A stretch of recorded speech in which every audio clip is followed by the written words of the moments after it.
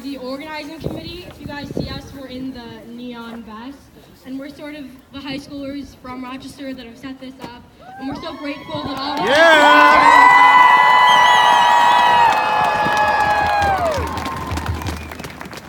you. So without further ado, we're gonna go ahead and get started. We have a few speakers lined up, speakers that have been here with us, helping us kind of put this together, have been supporting us within the community. So the first speaker we have, who has been very kind and generous with his time and has met with us and helped us to support us and put this entire thing in place, is Mayor Brady. So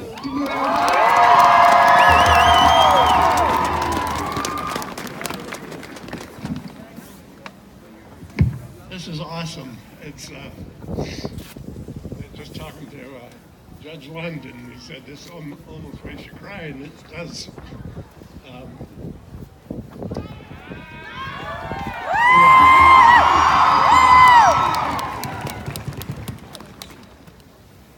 And I don't even know the whole verse, but out of the Bible, there's something that says, "And a child will lead them."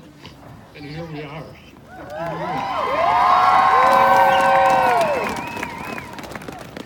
We're very proud of what you're doing. It's a special day today, around the United States. A few little comments that I had written down. Thoughts and prayers are great, but they're not enough to honor those victims that have been victims of gun violence. We have to do it. Youth, you people, you've become a driving force of what change can be, and you got to stick with it. We got to make those changes happen, and I think they will, because people that can make some of those changes in our laws and things like that. I want to not pass the opportunity to thank our police department here in Rochester. They're here with us today. They're here with us 24 hours a day, 365 days a year. They do an awesome job, and I am extremely proud as the mayor. And many of you don't know that it's kind of a unique thing that the police department reports to the mayor. And I'm very proud of that as well. And so with our chief here as well, who we will deeply miss when he retires in about a month? Too soon. Anyway. It's great, and in today's world, there's a phrase that says, when you see something, say something. We need to do that. We need to take care of those people that have a mental illness or are having problems. So we need to do that as well. This is a special day because we're out here and throughout the United States are doing it. Personally, it's kind of a special day because today, my wife and I have been married 57 years.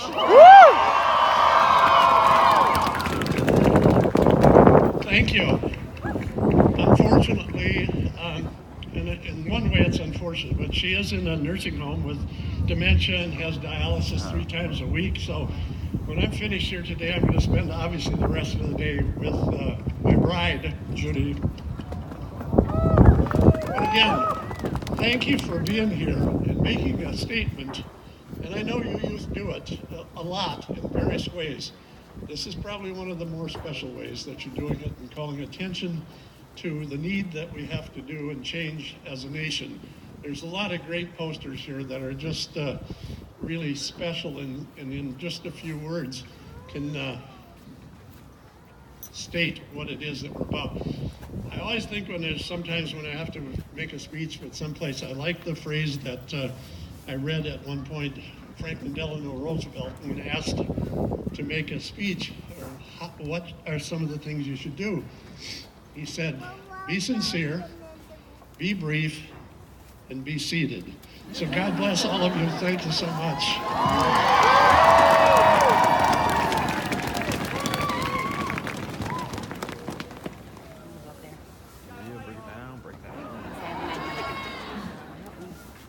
So we want to thank the mayor again for sharing his time with us on a very special day. And on behalf of everyone here, we would like to present Mayor Brady with a card for his anniversary. 57 years. It's a big deal.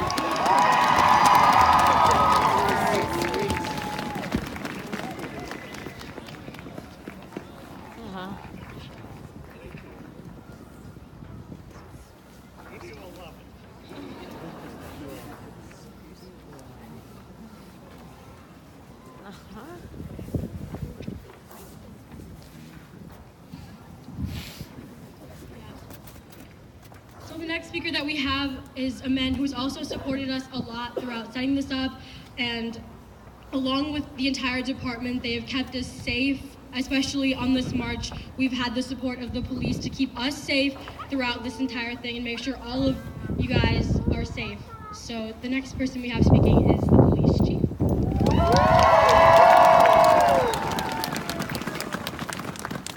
Thank you. I do appreciate you coming out today.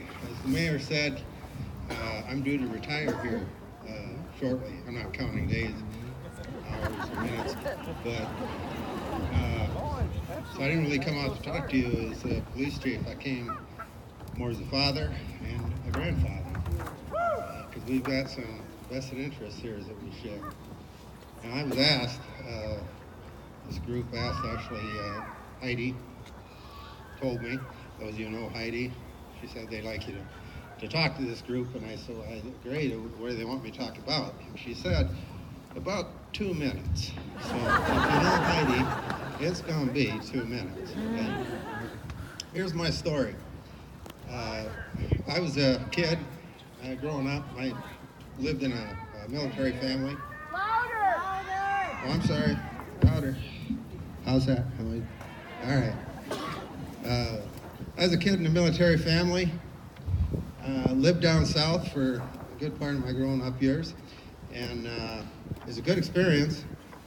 They had a saying down there, a phrase that my father would tell me every once in a while, quite often, when he thought I wasn't fulfilling my responsibilities and doing the job I needed to do. And he'd tell me, he said, the roof don't need fixing if it ain't raining. And what he meant by that is, if it's a nice sunny day, you didn't get your job done, you didn't fix the roof, and well, when it was raining, you couldn't be up there fixing the roof, so you never got the roof fixed. Well, here we are, 50 years later, and we have a national tragedy, a nice national crisis, and we're being told, well, if it ain't raining, the roof don't need fixing. Because when that national tragedy happens, what do we hear from our government? This isn't the time to talk about it. What do we hear? What do we hear if we can go a whole week without a national tragedy? Well, it don't need fixing then, right? But here's the deal. My dad told me that not because he thought it was good advice of how to live a responsible life. He told me that to illustrate how stupid that line of thinking was.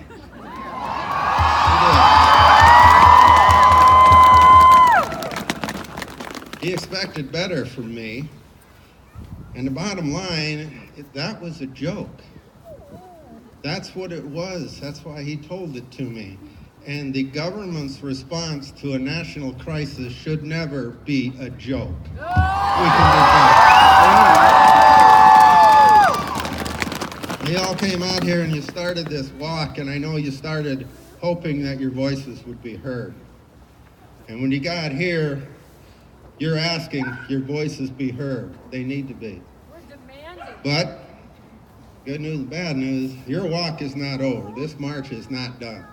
We need to go forward. You need to demand those voices be heard. You need to create that change.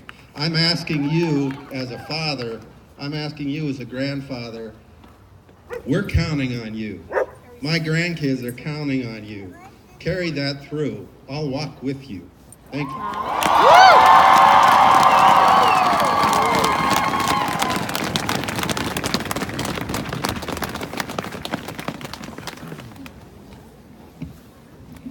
Can we get get one more round of applause for that excellent speech.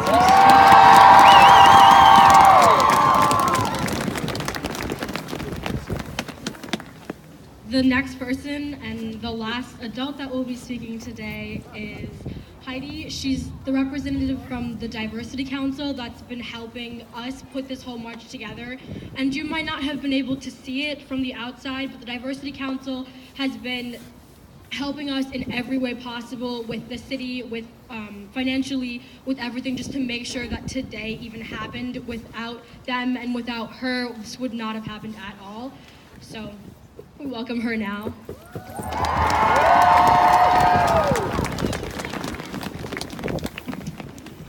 So as about an hour ago, I decided I was gonna tell these young students that you guys have the stage. I'm just gonna take a step back because public speaking terrifies me. And then I saw how many people showed up and the fact that they were gonna get up and they were gonna talk, and they're much younger than I am. And I couldn't do that. So in 1999, when Columbine happened, I was a senior in high school. It was unheard of. Nothing like that had ever happened. We were blown away. We didn't know what to do. 20 years ago, there have been an average of 10 school shootings a year since then. 10 a year, sometimes more, sometimes less. And we've done a very minimal amount of work to change any laws, to change any procedures, aside from talking about a little bit of bullying. But this isn't about bullying, this is about guns.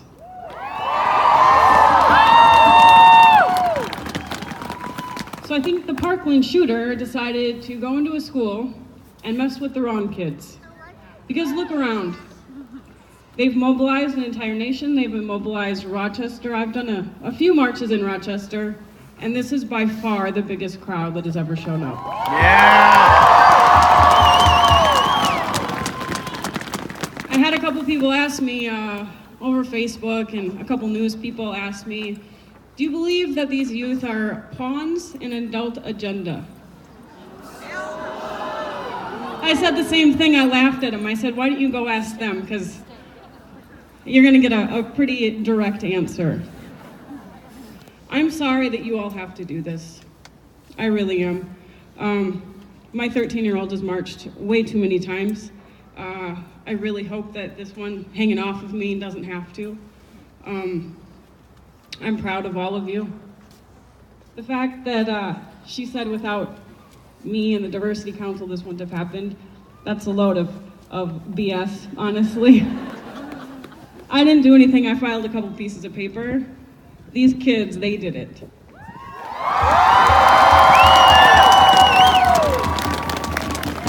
So keep up the good work. I'm with you. I'll be with you all the way. It's going to be a long road, but you guys got this. You got this. Thank you all so much for coming out, but I really just want to amplify what the kids are doing. So it's their mic now. Thank you.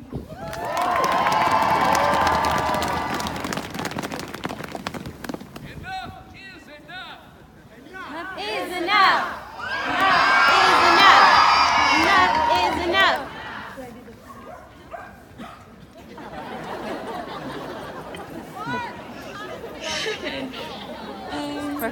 So I presented a speech for today just to kind of get my thoughts out there, and I hope that you guys feel the same. Oh, I'm Winnie Udali. I'm a junior at Century High School. Hi, everyone.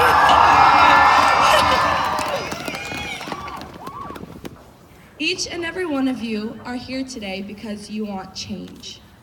You are taking the initiative for action and being the difference you want to see in your community. This movement is not about taking away guns or stripping you of your amendments. In fact, this march is a call of action to our lawmakers and demanding that stricter, more comprehensive regulations are enforced. Regardless of your political ideology, we are congregated here today under the same pretense: to keep our lives and the lives of our children. Many of you feel as though these marches are redundant, but I beg to differ. In each and every one of you today, I see a spark being lit inside of you. I see passion for what's right and what's good, and I see love for your peers and the demand to stay safe at school. We are riveters. We are pioneers of difference. We stand together in unity, tossing all bias, all differences, and all prejudice we might hold against one another behind our backs as we move forward in order to stand up and speak out against gun violence. We are the generation of change. We will make a difference. We will see a future where students can come home at the end of a school day. Today, we march for our lives so we don't have to run to save them. Thank you.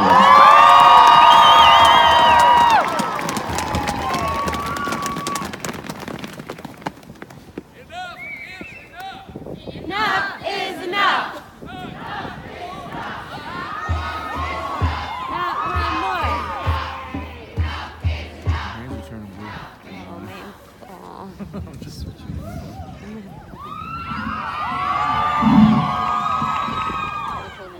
Albert Einstein once said, "The world is a dangerous place to live, not because of the people who are evil, but because of the people who don't do anything about it." I'm glad that I can say that today we are the people who will do something about it. I want you to realize that this is what a revolution looks like.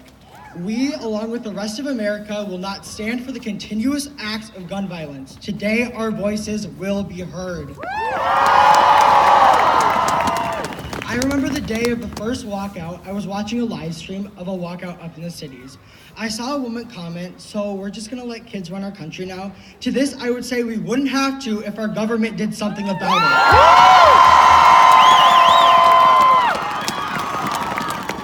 it. Today, people of all different generations, races, religions, and political views are putting aside their differences so our voices will be heard.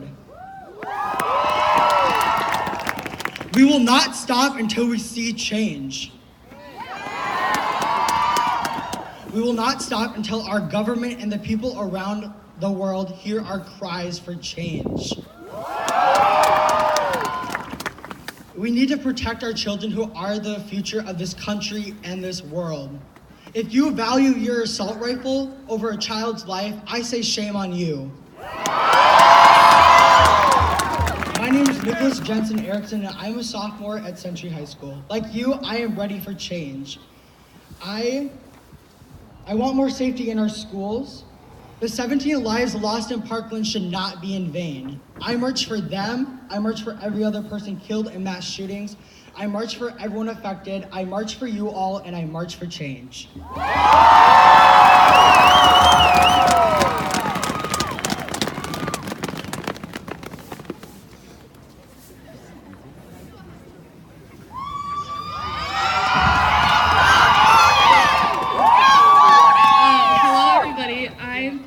I'm a junior at Mayo. Go Spartans.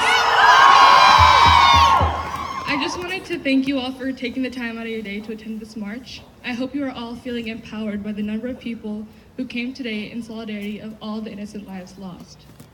We today are the students who have organized this march to show that we are not okay with the lack of measures being taken to protect us. Fear should have no place in our classrooms. We should have an environment of openness and productivity. So we ask that our lawmakers, those whose jobs are to protect the desires and necessities of those they represent, to do something. We need change. If those who hold office now can't do that, then they need to be real, and someone else needs to be elected.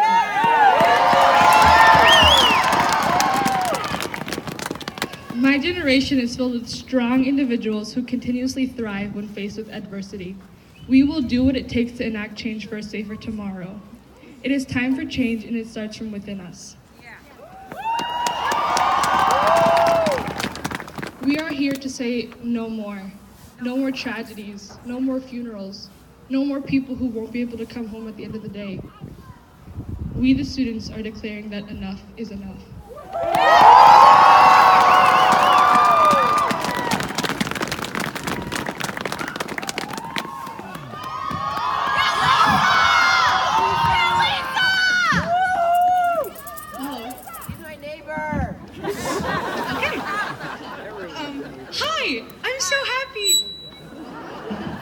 be here with all of you. Okay. I see so many teachers and students and teacher friends of mine that I didn't know would be here, and it makes me so happy. And I was asked to give a speech if I wanted to, and I was like, of course, but I'm really bad at collecting my thoughts. So I just kind of sat down at 1 a.m., and if any of you know Jeff Swaygarden, he tells he's always like, talk about your feelings. So that's what I'm gonna do. I'm gonna talk about my feelings. On February 14th of this year, I was watching the news when I saw yet another report of another mass shooting. The next day, we all went to school, and there was little class discussion, but here and there I did talk about it with my friends, and that's when I realized what was scariest about this shooting. I finally saw that this had become normalized in my community in the sense that none of us were surprised anymore. I continued to watch videos and read articles, and then suddenly I found myself looking through the social medias of some of the victims. When I stumbled upon Meadow Pollock's Twitter, my heart especially broke. 2 days prior to the shooting, Meadow had tweeted about her excitement to leave high school. In that moment, I saw how I had become desensitized to situations like this. Again and again, we hear about tragedy until we suddenly become numb. The people we don't know seem so distant that we care and we feel angry until we forget.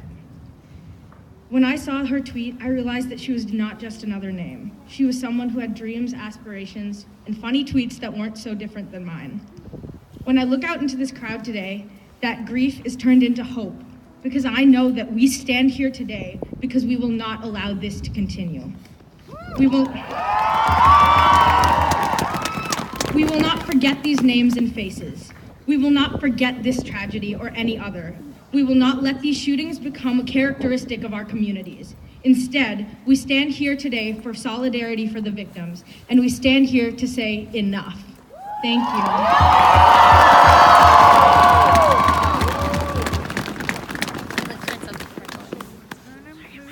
My name is Ashley Penninger, and I'm a junior at Mayo High School. Every morning this week, I woke up, did my hair, picked out an outfit, and went to school, just like every other student in America. At the same time, 535 congressmen woke up, performed their morning ritual, and went to work, only to ignore the thousands of citizens who are calling for change. We are one of 837 marches occurring worldwide. It is time that our legislators pay attention to the message we are trying to send, that enough is enough. Every day, 7 children die from gun violence. That is 7 stories that will never be told, and 7 lives that will never be lived. We as students cannot afford to assume that it won't be our school next. As human beings, we can't sit back and watch as another child is killed at school, and another family is told that the light of their lives has been snuffed out. Regardless of political party, we can all agree that the death tolls need to stop. The senseless loss of life needs to come to an end. This is an issue of protection rather than politics. In honor of the 17 lives taken in the Parkland shooting, it has become priority to demand that the safety of students be taken seriously. We are working toward a future where students can wake up, get ready for school, and be confident in knowing that this morning will not be their last.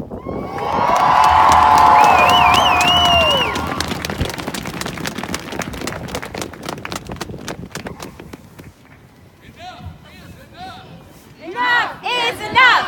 Hi, everyone! I'm a junior at John Marshall High School. Gun violence, mass shootings, and hateful disputes have consumed our society.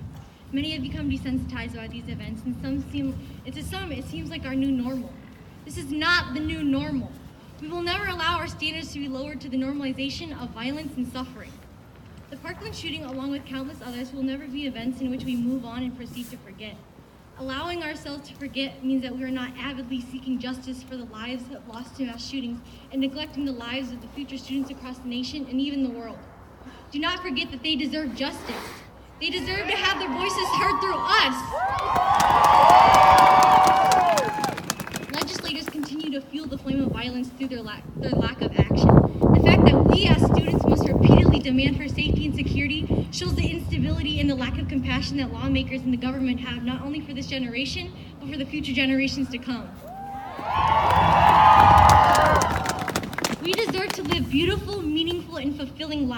and it's unfair that thousands of students have to lose theirs in order for us to come to this realization. We matter. The future matters, and the actions we take and the words we use right now, they matter. There's no better time than now to acknowledge the magnitude of this situation and be bold enough to do something about it. Our own education system has taught us that we have the power to revolutionize the way in which our world works. If you can walk, speak, move, breathe, exist, you have power. Each individual today has power. Empower and educate yourself so that you're able to fight for something bigger than yourself. The amount of people here today show the true power of the people. You and I are capable. Our history is displayed that we must fight for what we believe in order to enact change. And that is exactly what we will do. Vote, march, speak up. And after today, we will be one step closer. Change is going to come.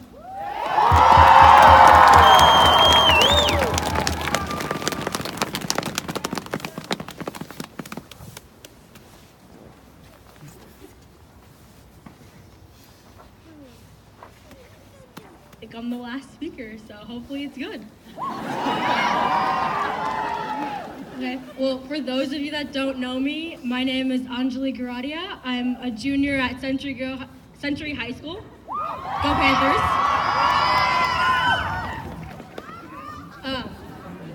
Sorry, I'm gonna maybe ramble on a little bit. If any of you guys know Mr. Olson at Century, he always tells us you just gotta put out as much as possible and maybe you'll hit something of quality in there, so that's what we're gonna try and do.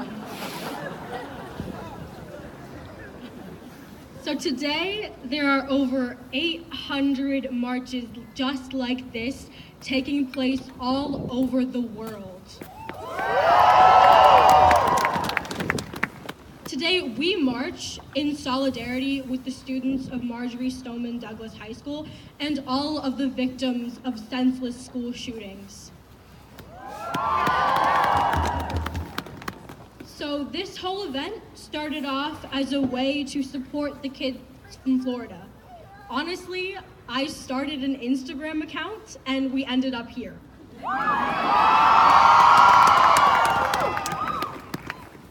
We all wanted to do something meaningful to show that the students and the victims of school shootings had our support. It's been almost 20 years since Columbine, which means that everyone as a student right now, everyone in high school or younger, has been born after Columbine. So could I just get everyone who is still in school, put your arms up? Yeah, right? Look around. All of us have never known anything but school shootings, active shooter drills, lockdowns, bomb threats. That is our reality. And we have never known anything outside of it.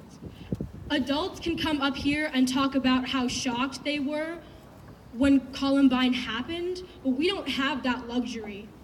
I don't feel shock anymore when I see school shootings on the news. And that makes me so sad.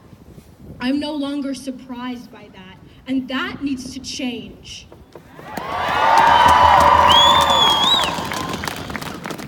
And this has been a pattern that has continued.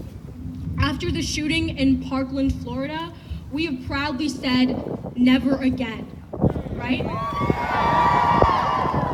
And yet, it's happened again. In places like Birmingham and Maryland, students have still died due to senseless acts of gun violence. We need action until never again becomes the truth.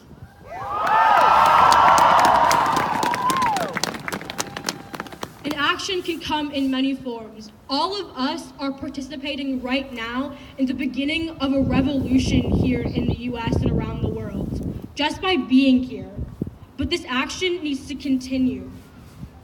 If you look around, all of our schools in Rochester have been built before Columbine.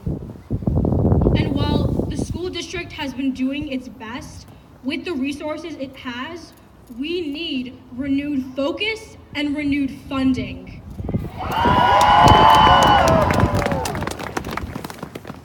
Just here in Rochester, I've lived here my entire life, and I'm 17. Being 17, I've been in the public school system here for 12 years. And in those 12 years, I've lived through an active shooter in elementary school, multiple bomb threats in middle schools, and lockdowns throughout all of those years. And that is unacceptable. We need to make a change here in our own community to make schools safer for us. Even simple things like bulletproof glass instead of normal glass in our doors, or more security and buzzers in the high schools, something needs to change for us.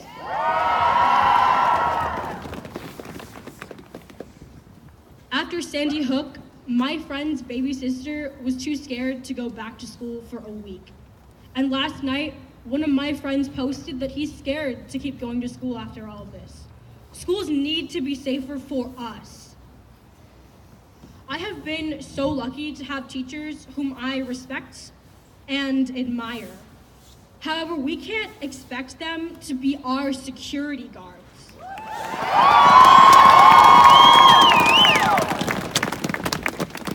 We shouldn't be scared to go to school every morning. We need to take that fear and change that into action. For a long time, politics has resulted in students being collateral damage in the larger issue of gun violence in our schools. It has been framed as a false choice between the Second Amendment and our lives. That is simply not true. I'm sure that a lot of you out there have guns in your homes, and you're still here to support us. We need to put special interests aside and prioritize the lives of our children and us out here. We need systematic change. In Maryland, procedure was followed exactly how it should have been. Everything was by the book. The security officer responded immediately to the threat and effectively eliminated it. And yet, a 16-year-old named Jalen Wiley still died. She was taken off of life support on Thursday. The media has gone around saying that this was a success because the security guard acted. When can we say that one student dying is the system failing, not the system working?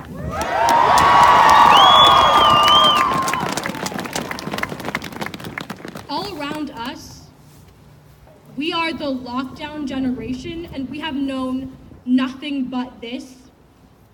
But we stand here now to say that enough is enough. Our children will never know what it feels like to hide in the corner of a dark classroom scared. Will never happen again, and that will be because of us. So even after today, after this march, we are going to keep pushing for policy and change. All of you that just raised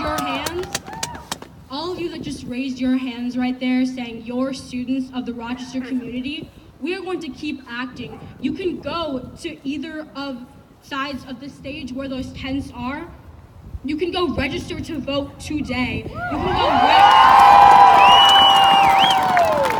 You can go write letters to your lawmakers today.